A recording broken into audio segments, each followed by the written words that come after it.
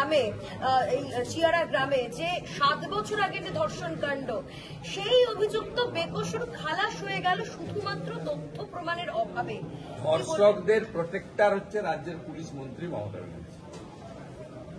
তিনি ধর্ষকদের আশ্রয়দাতা, কারণ তিনি কাকদ্বীপের ঘটনাতে বলেছিলেন যে সম্পূর্ণ ধর্ষণ হলে 20,000 টাকা আর হাফ ধর্ষণ হলে 10,000 টাকা দেওয়া যেতে পারে। তিনি অভয়ার ঘটনার পরে, যার 1 বছর 9 তারিখ 9ই আগস্ট হবে, তিনি বলেছিলেন বাবা মা চাইলে তো আমি 10 লাখ দিতেই পারি। এই রাজ্যের পুলিশ মন্ত্রী এমন একজন ব্যক্তি যিনি তার পুলিশের আইসি স্ত্রী এবং মাকে 5 বার ফোনে ধর্ষণ করার কথা বলার পরেও তার কেশাগ্র স্পর্শ করতে পারে না পুলিশ, কারণ তার উপরে একটা বড় আমব্রেল্লা রয়েছে ছাতার মতো, তার নাম হচ্ছে মমতা ব্যানার্জি। স্বাভাবিকভাবে এই যে মডেল, সেই আরজিকর মেডিকেল কলেজের সঞ্জয় হতে পারে, মনোজিৎ মিশ্র হতে পারে, কালিয়াগঞ্জের জাভেদ হতে পারে, বা মাটিগাড়ার সাদ্দাম হতে পারে, এরাই হচ্ছে পুলিশ মন্ত্রীর সম্পদ। তাই কামদুনির কেসে বারাসাতের যে ছাত্রীর ঘটনা ঘটেছিল, কলেজ ছাত্রী, ওই কামদুনির কেসে যাদেরকে বারাসাত কোর্ট ফাঁসির আদেশ দিয়েছিল, মমতা ব্যানার্জি 15 বার তার সিআইডি পিপি চেঞ্জ করে, উকিল চেঞ্জ করে হাইকোর্ট থেকে তাদের বেকসুর খালাস দিয়েছে। টুম্পা মৌসুমীরা কিন্তু প্রোটেকশন পায়নি।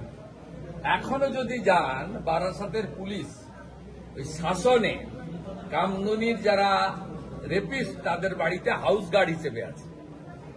তাই কোলাঘাট কোনো বিচ্ছিন্ন ঘটনা নয়, এটা বাংলার পুলিশ মন্ত্রী বা তৃণমূল কংগ্রেসের যে কার্য পদ্ধতি, এবং পুলিশ মন্ত্রী যে সবচেয়ে বড় বটবৃক্ষের মতো ধর্ষকদেরকে বাঁচিয়ে রেখেছেন। গাছ যেমন ছায়া দেয়, তিনি যেমন ছায়া দিচ্ছেন, বড় আমব্রেল্লা, 1 ফোঁটা জল ওদের গায়ে পড়বে না। স্বাভাবিকভাবে এটা তার পরিণতি, এটা নতুন কিছু।